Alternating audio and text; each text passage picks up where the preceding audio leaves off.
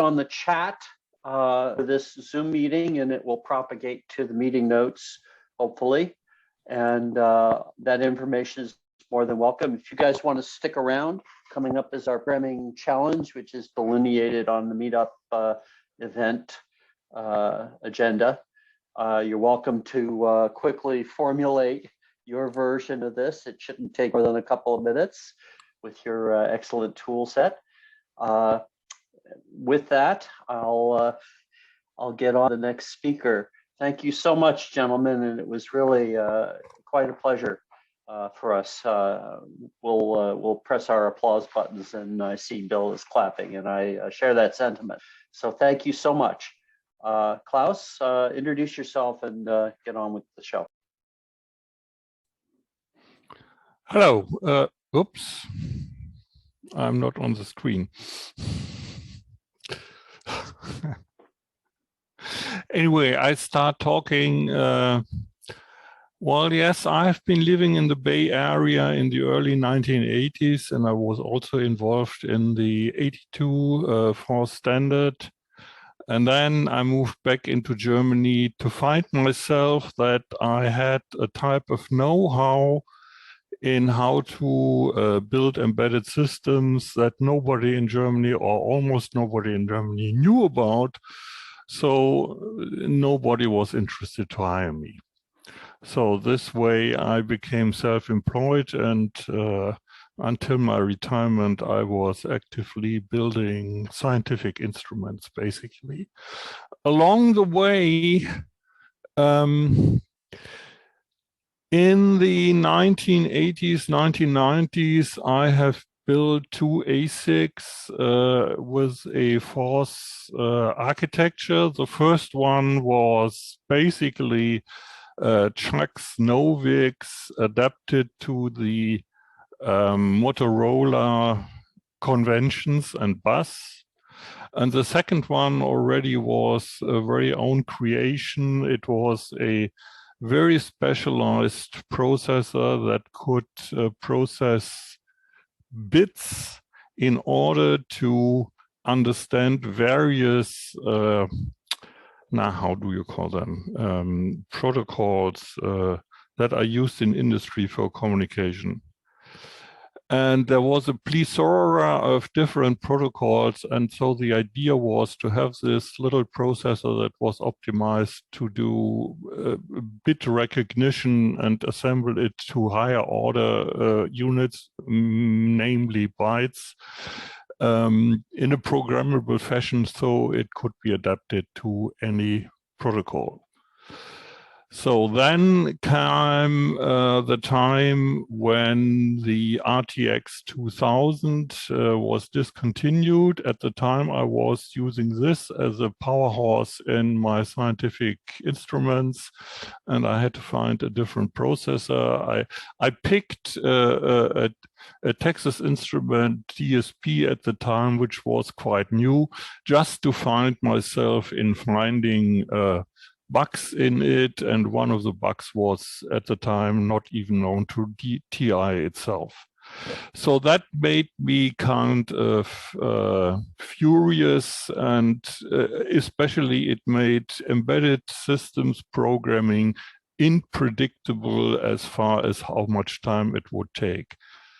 Would it be possible to display my picture for the whole crowd?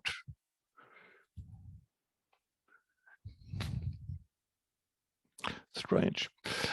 Thank you. And that led me to the conclusion that I want to build my own processor that may fit into FPGAs, because then at the time, the XC4013, I believe it was, I came to the conclusion that this was large enough to run an entire Force processor, and right I was. And so for the past 20 years, I have been using my own processor on all the projects I have been doing. And along the way, and that is pretty much very similar to what Chuck experienced with the Force programming language itself. While I was doing real projects, of course, I refined the processor and it become more clearly structured, better to understand along the way. And after 20 years, I would say I came to the end of a development, and I have now something that I believe is worthwhile talking about to be used by other people.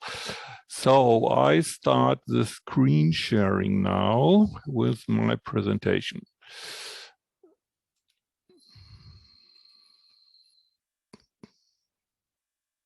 Okay. microCore, a wildly scalable dual-stack deterministic computing engine for real-time control, and you will see that all those claims are valid in a short time. So the general characteristics, a computing engine written in VHDL for FPGAs. It is a dual-stack architecture, of course.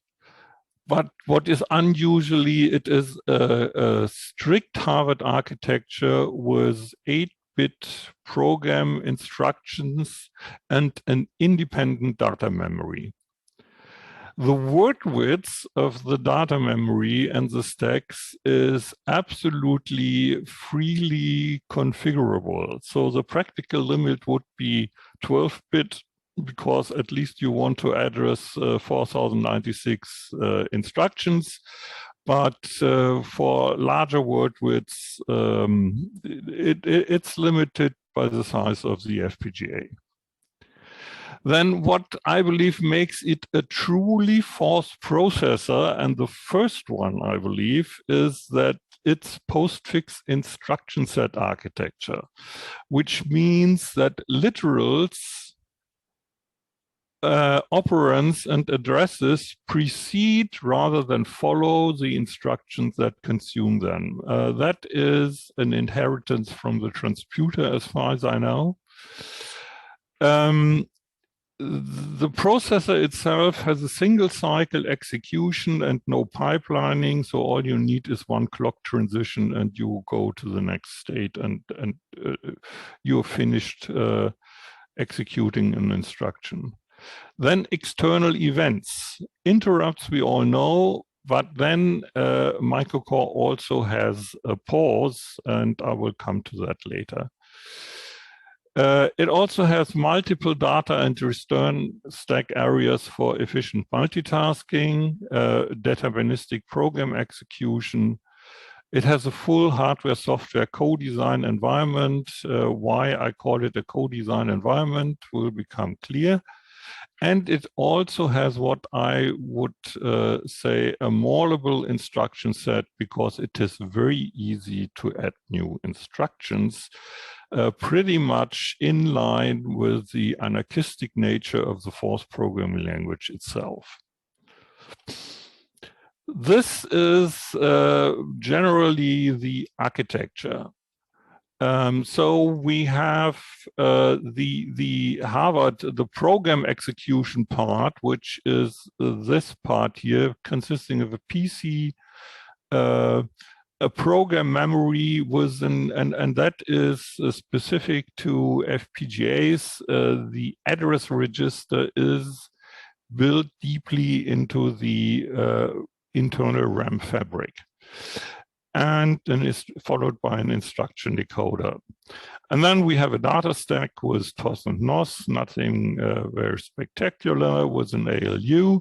We have a return stack, and the return stack shares the memory space with the general data memory and top of return stack register. And then a number of memory mapped I/O registers, like the status register, which is this one, the data stack pointer, the return stack pointer, interrupt flags, flags in general, a version register, a debug register, which allows you to interactively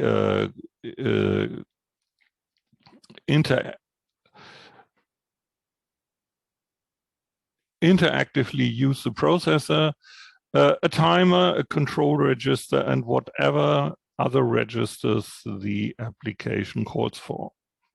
So this is pretty much the standard force, apart from the Harvard part, the standard force virtual machine.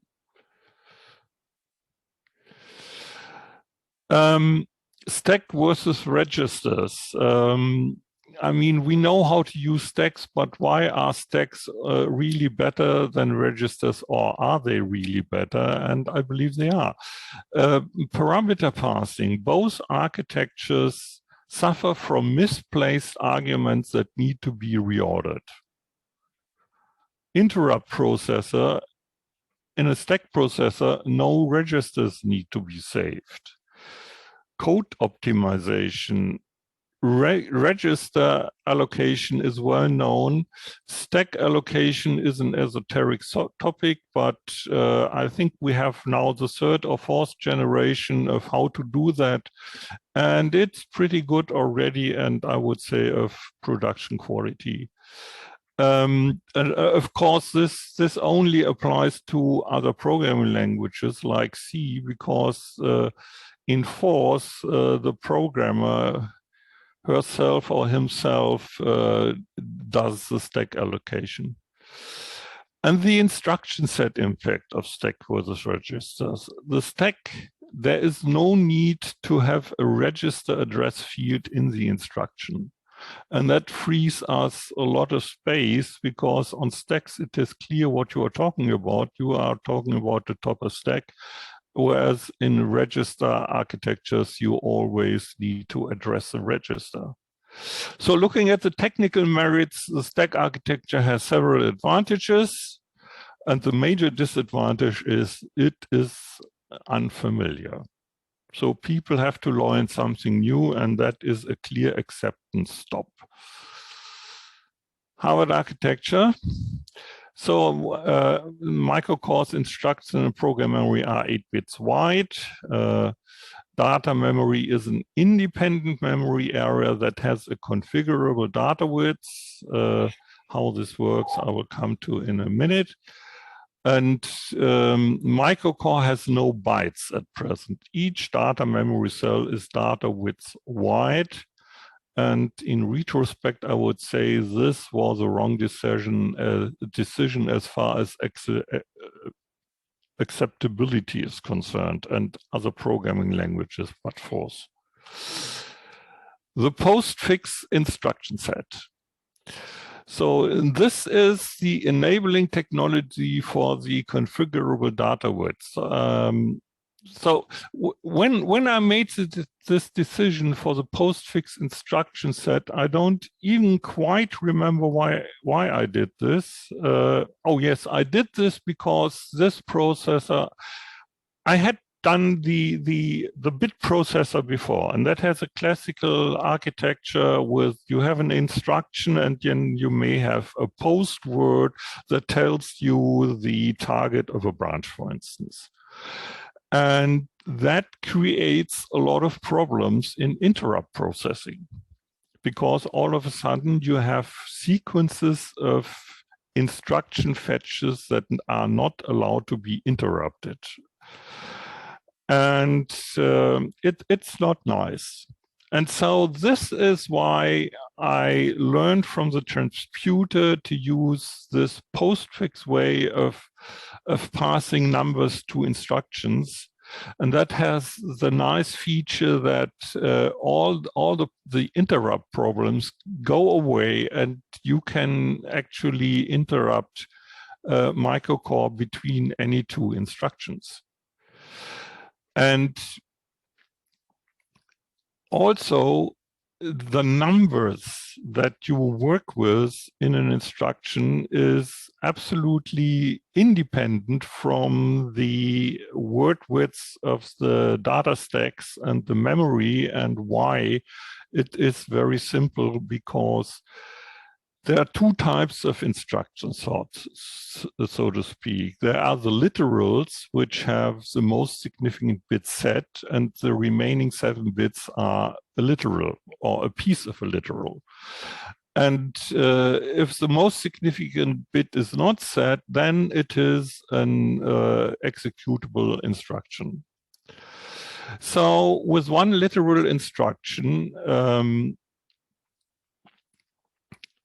I have to add something to make this whole mechanism work, that you can construct literals of any magnitude. You need a status bit that tells you whether the previous instruction was a literal itself. So in this fourth case here, we have the literal flag set, which means the previous instruction has been a literal and the present instruction is a literal. And that means that a literal follows another literal. And whereas if the first literal comes with the lit flag not set, then you push it on the stack and you get a number in the range of -64 through 63 because it is sign extended. So as far as the minus is concerned, all the internal memory mapped registers are at the top of memory. So with negative numbers, you can immediately address them. And if such a literal that has been pushed on the stack is followed by yet another literal, then the second literal is not pushed, but actually it is appended to the literal that is already on the stack. So with one lit instruction, you get this number range. With two lits, you get from here to there. With three lits, you get from here to there. And so with this way, you can construct any literal of any number of any magnitude. Single cycle execution. Each instruction needs one active clock transition. Microcore's instruction cycle may be several system clock periods long by way of a clock enable signal, and it may even be frozen. I mean, microcore itself may be frozen by an external enable signal, which means you can use microcore synchronously in an environment that has a clock frequency that is well above the required delay time of microcore, and then you just make microcore several instructions long, and then it until the needed time is given by the number of clock cycles. The difficult part of the single cycle execution are the FPGA block maps, because they need a sequence of two uninterruptible instructions or cycle. The first one to set the address in the address register, getting back to here, which is, as I said, deeply embedded in the memories, also in the data memory if it is inside the FPGA. And then you need a second cycle to just read its content. And to this end, I came up with a general chaining mechanism that allows you to define uninterruptible multi-cycle code sequences, which are also useful for read, modify, write instructions like plus store, for instance. And so here's a little picture. Here you see the clock. The clock is slow enough that it is slow enough for one microcore cycle. And in the first cycle, you do the fetch opcode that stores the address, and in the second cycle, you transfer the memory content to top of stack. Next, external events. So microcore has two different input signals to react to external events. The interrupts, which we all know well, which means an event did happen that was not expected by the software. And then we have the flip side of the Janus faced coin, which is the pause, because an event did not happen that was expected by the software. Like, for instance, you want to fetch a character out of a UART which has never been sent. So I have no idea why this is here. This is not so important here.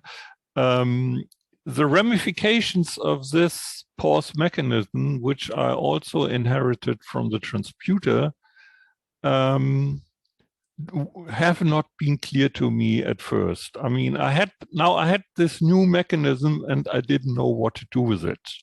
And it took me quite a number of years to understand the power of it, and this will come in a minute. The pause. In a multitasking environment, the pause trap allows to delegate mutual exclusion of resources to the hardware. Then an ADC with an 8-channel input multiplexer can be controlled on the software level as follows: channel number, ADC store, and ADC fetch sample store to fetch the result. So in the first line, we tell the ADC to start the conversion with channel number or on channel number. And in the second line, we fetch the converted result and store it in variable sample. And the way it works is that ADC store is going to raise pause until the ADC is no longer in use. So let's assume somebody else executed ADC store, and then my ADC store in another task comes along and wants to do the same thing, but then it can't because the ADC is still in use, and so its busy output is fed into the pause input of microCore, and that raises the pause trap, in which case the pause mechanism, the scheduler is called, and at a later time then ADC store is tried to execute again, and at some point in time it will be successful, and then I can convert my number. And then in this line, ADC fetch sample store, the fetch will raise the pause until finally conversion has finished. While it is still busy, I cannot do the fetch.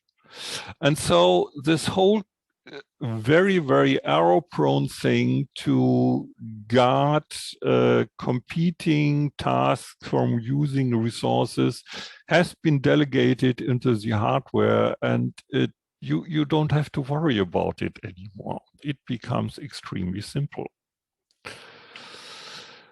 The hardware-software co-design.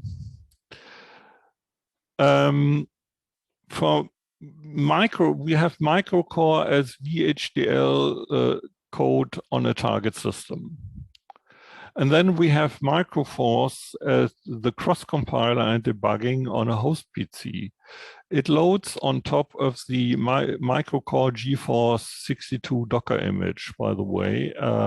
Unfortunately, what I had to do to GeForce in order to elegantly do all the cross-compiling and debugging, I had to go into the internals of GeForce, and that made it very system dependent. There is a 2-wire RS-232 umbilical link between host and target. We all know that. And an interactive force command line interface is mapped into the target running on the host system. It has a disassembler. It has a single-step tracer, so you see what you have done wrong in stack processing.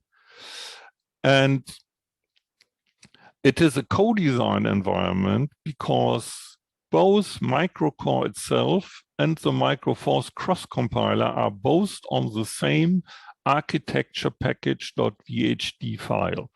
To this end, microforce has a minimalistic VHDL interpreter, which I also could present at a later time.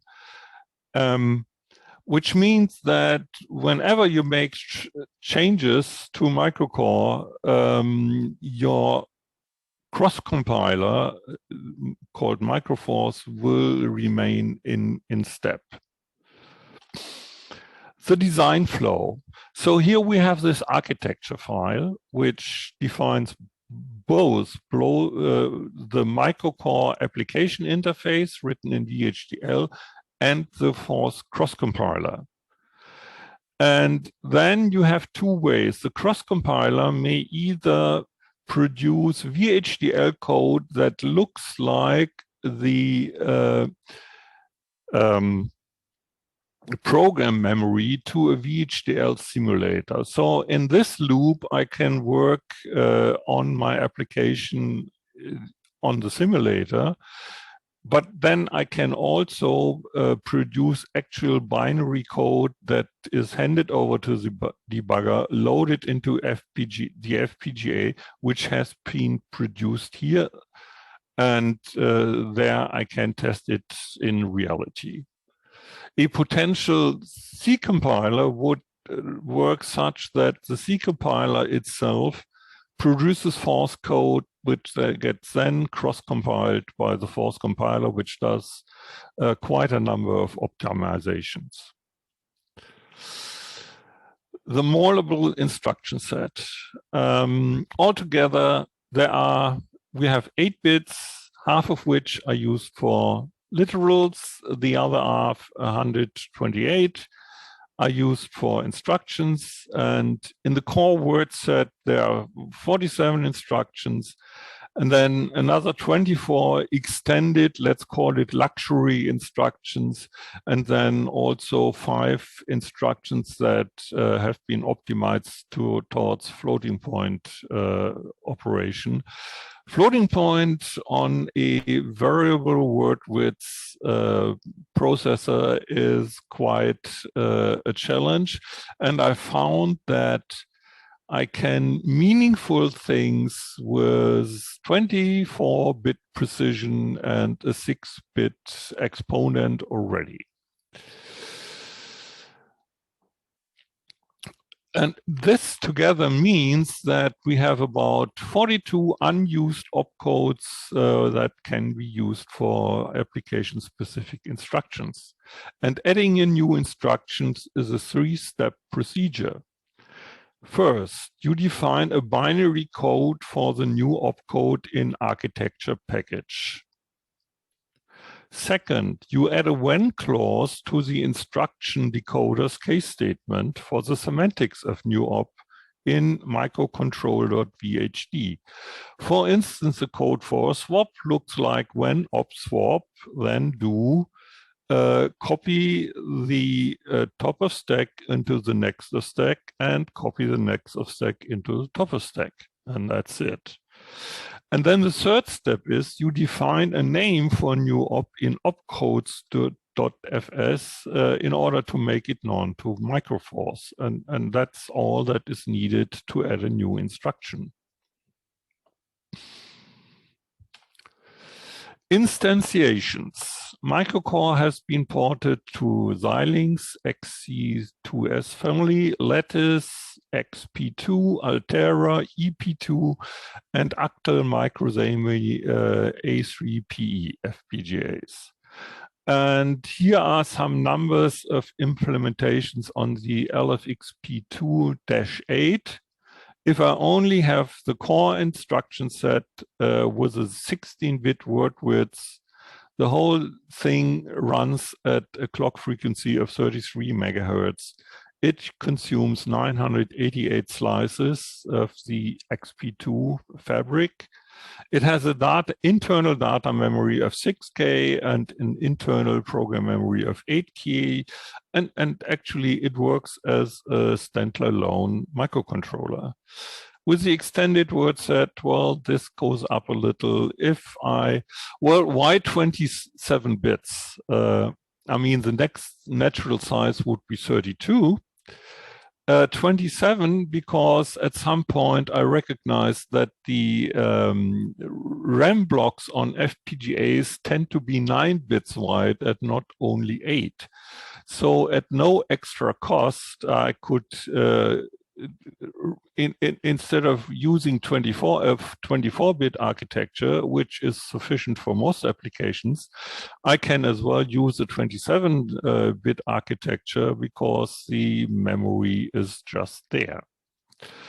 And that for non-forces, that is a rather odd thing. And well, but of course it also works with 32 bits. And here you see the number of slices this is going to consume.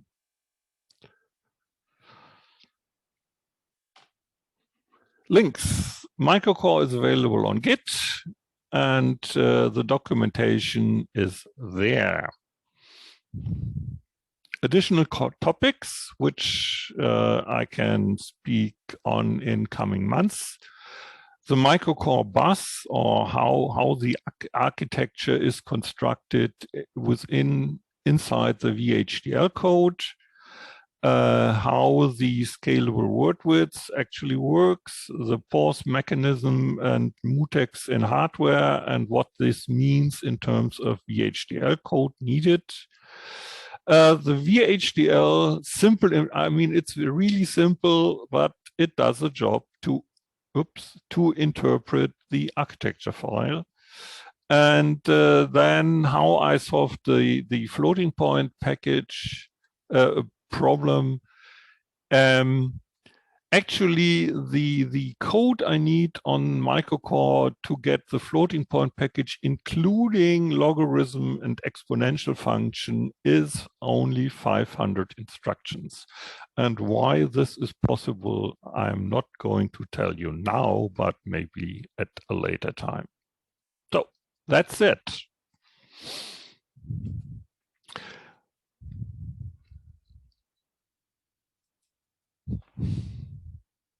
Okay, questions? Wanted to mention that Klaus, this is part one of some small number of integer number of talks that he's going to give on this topic. While I'm blathering, I wanted to mention that because time sort of got away from us today, Don Golding has been very gracious, first of all, to offer to present today, and second of all, to allow his talk to be moved to next month. So he'll be leading off the show in April, and I'm looking forward to it very much. So thank you, Don, for your kindness. And please forgive the feeble-minded program manager, or program chairman, excuse me. So any questions for Klaus? Oh, that was really interesting. As you know, we're working on kind of a system Verilog version of what you're doing as well. Now, you did not implement the outer interpreter inside. You're using a target compile system. Is that correct? Yes, pretty much like Leon presented this last month. That is kind of the same setup. Because I'm concerned about minimalistic systems, deeply embedded systems, one scientific instrument. So that is, I mean, I used to do this with an interpreter on the RTX 2000 on the embedded system itself. But there is not really an advantage. I mean, you don't have the full processing power of your host available, and it takes such a long time to load the source code over a umbilical link. So the cross-compiled version I prefer.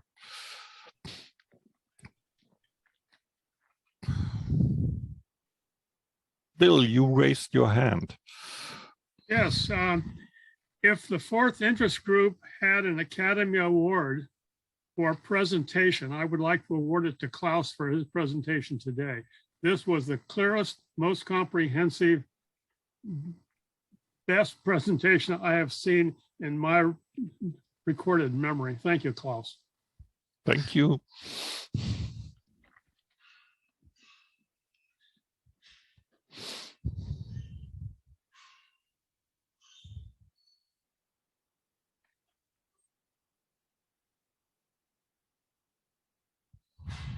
Kevin, you are muted. I was curious to know, did you mention what tools you used to write the processor? Yeah, I just used the program editor to write the code with syntax highlighting, and then I usually use the simplicity synthesizer and then the backends of the various manufacturers. That's it. And I mean, the structure of microCore in this period of 20 years underwent several metamorphoses. So if you look at the very early model, it looks extremely different, I would say entangled and difficult to understand. And the longer I worked on it, I mean, the simpler it became. And I have the feeling that it cannot be simplified any further if you want to have this very functionality. I mean, one could think of a special version to throw out the next of stack as a separate register, so we reduce the register set by one. And then we cannot get a rod minus rod as a single cycle a single cycle opcode. But what the heck? I mean, you need it seldom enough. Okay, and I the see other a thing, comment in chat asking if you could share your links. So put your links up for GitHub if you would in the okay. chat. Any other exciting questions? Otherwise, we'll move on to the challenge. No, there's one question. As far as I understood, it has been used in many projects already. What counts of many? I mean, several. All the projects I have done in the past 20 years, and that's I would say five projects. And the last one was a very substantial one. 5 control loops, about 10 DACs, 3 ADCs with altogether 30 channels or so. So that was quite something. And what I didn't mention yet is, I mean, this 8-bit instruction code is astonishingly compact. I mean, the size of the programs are amazingly small. Like this 5 control loops thing, the last one, altogether required 17 kilobytes of code. And that was it. And that all fit then inside of the FPGA, and it could work as a single chip controller. And the next question is, what was the big advantage to use this VHDL controller rather than a standard micro? Oh, I could change the hardware. I mean, that was a whole starting point. This wrecked DSP from Texas Instruments, where the DMA channel would mangle over data. And that made me so furious that I swore myself, in the future, I want to work on my own hardware using my own program language, so I know whom to blame if it doesn't work. And also I can correct it myself. Okay. Thank you. Klaus, I would love to see you go over your source code in the future. Okay. Yeah, we source code, you mean the VHDL code? That is correct. Yeah, the implementation. Yeah, I can. Okay, that's a good point. I can come up with a structure, and yeah, I can do that.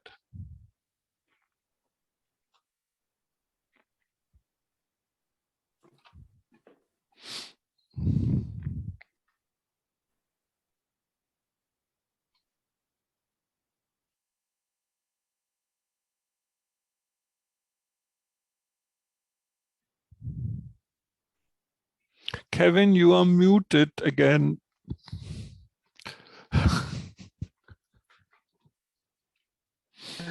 Oh, Zoom is an IQ test, and it's the weekend. My brain is shut down for the weekend. All right.